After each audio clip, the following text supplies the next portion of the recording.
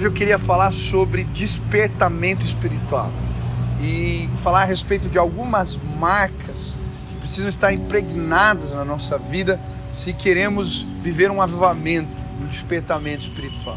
Eu creio que Deus tem algo novo para nós nesses dias. Eu creio que Deus tem mais para mim e para você.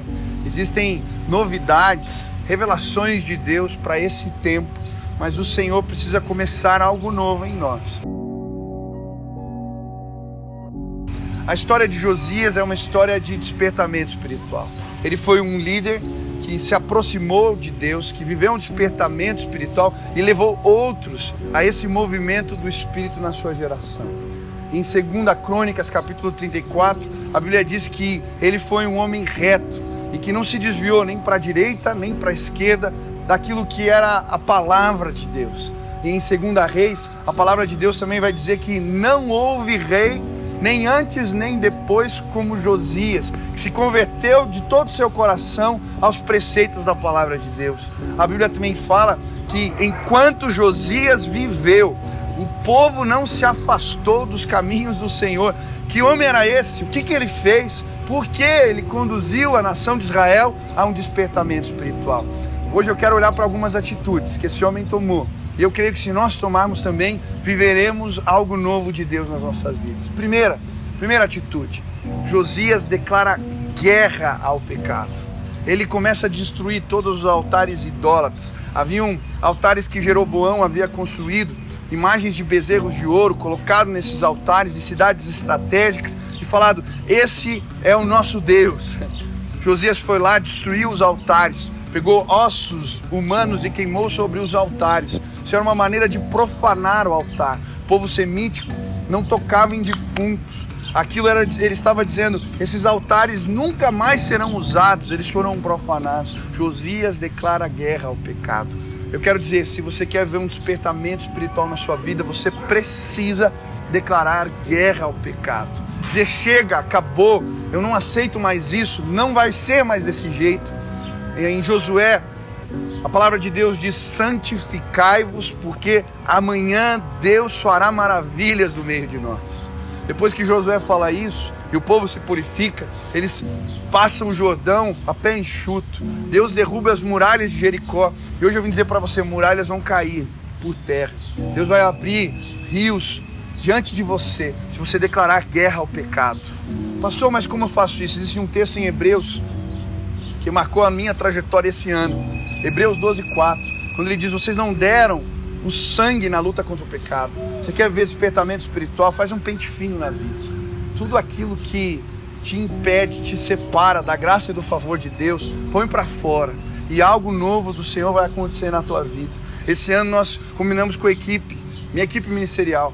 Queríamos limpar tudo. E confessamos pecados e lutamos até com aquilo que não tínhamos certeza se era pecado.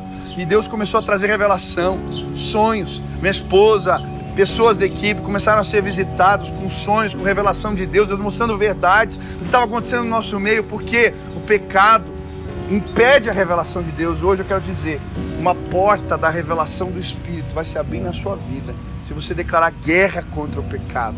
A segunda marca de avivamento, a segunda atitude que Josias toma, que o leva ao despertamento espiritual, é restaurar o lugar da adoração.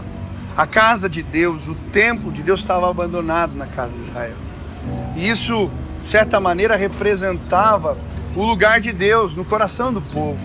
Deus havia sido esquecido, Deus havia sido abandonado. E Josias, então, começa um movimento para restaurar aquele lugar, restaurar o lugar da adoração. Eu creio que avivamento tem a ver, sim, com restaurar os lugares da adoração. Moisés fez isso quando constrói a tenda do encontro no meio do povo. E quando o povo vinha para a porta, ele saía para ir para a tenda, a nuvem da glória de Deus vinha e todos sabiam que Deus estava ali. Deus era quem regia a terra, quem conduzia os passos do povo. Foi o mesmo que Esdras fez quando volta, dirigido por Ciro, a casa de Israel. O templo estava destruído e ele começa um movimento ali de retorno à palavra de Deus, de busca do Senhor, e os lugares da adoração são restaurados naqueles dias. Hoje eu vim dizer para você que avivamento vai acontecer na sua vida, quando você restaurar o lugar da adoração. quando você restaurar a busca, a procura por Deus, pelas coisas de Deus. Eu gosto da história de um homem chamado William Seymour. Esse homem era um homem negro que viveu no século passado, num tempo de segregação racial nos Estados Unidos. Ele fez os seus estudos no corredor da escola, porque não podia participar com o restante dos alunos. Mas esse homem sai da escola, um homem simples, e diz: eu vou restaurar o lugar da adoração na minha vida. Ele começa a orar, primeiro 1 hora, depois 2, depois 3 horas por dia. E um dia ele pede para uma amiga a casa emprestada. E eles fazem uma reunião de oração ali com cerca de 20, 30 pessoas. E naquela reunião, enquanto eles oravam, o Espírito Santo de Deus vem de forma poderosa. A mulher de Seymour vai para o piano. Era uma mulher simples, nunca tinha tocado piano, mas o Espírito Santo toma conta da vida dela. E ela começa a tocar piano de forma miraculosa e começa a compor canções. E aí as reuniões começam a crescer. E eles vão procurar um lugar na chamada Rua Azusa. E ali começa um movimento de avivamento espiritual que se espalha pelo mundo. Cultos que começavam às 9 da manhã, terminavam 10 da noite. E esse movimento se espalha. E hoje, Assembleia de Deus nos Estados Unidos, Assembleia de Deus no Brasil, Congregação Cristã, tantas denominações foram de alguma maneira influenciadas por esse movimento que começou na casa de um homem que resolveu restaurar o lugar da adoração na sua vida. Terceira marca. Josias, ele reencontra a palavra de Deus. Quando eles estão ali restaurando o templo, o sacerdote Hilquias encontra um livro perdido, a lei do Senhor, e ele então entrega para Safã, que é o secretário do rei. O rei Safã então abre o livro e começa a ler alguns trechos para Josias, e aquele homem, quando ouve a palavra, ele rasga suas vestes. Ele tem um reencontro com a palavra de Deus. Ele manda uma comitiva até uma profetisa chamada Ulda, e quando eles chegam diante de Ulda, Ulda fala: olha, por causa do que vocês fizeram, do reencontro da palavra de Deus, o Senhor vai abençoar o teu reinado. E eu creio, Deus vai abençoar a tua casa também, se você reencontrar a palavra de Deus. Um movimento novo vai acontecer na tua vida.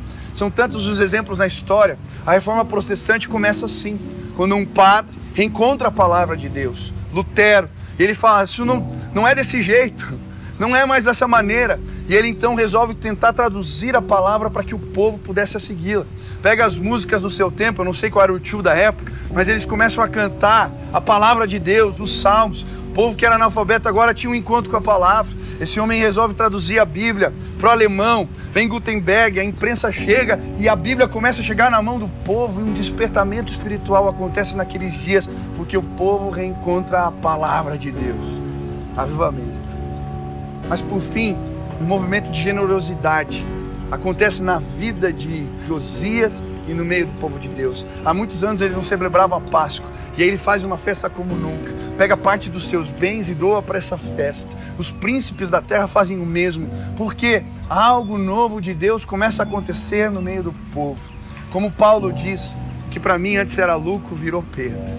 E avivamento representa isso. Antes o que era lucro, que tinha sentido, perde a importância diante do conhecimento de Jesus. Isso é avivamento. Eu gosto de um livro que eu li um pedaço, um trecho, o pastor Luciano Subirá, que ele fala de uma busca pessoal por avivamento. Ele está ali jejuando há 20 e poucos dias, lendo a Bíblia como nunca, e um dia numa reunião de oração, quando ele está cantando ali, procurando o Senhor, Deus fala: não é suficiente. E ele fica bravo, diz: como assim, Deus? O Senhor é ingrato. E aí ele pergunta: Senhor, mas quando vai ser suficiente? E aí Deus diz para ele: até que nada mais importa. E eu creio que avivamento é isso. As outras coisas perdem o sentido. Deus se torna o mais importante. Eu creio.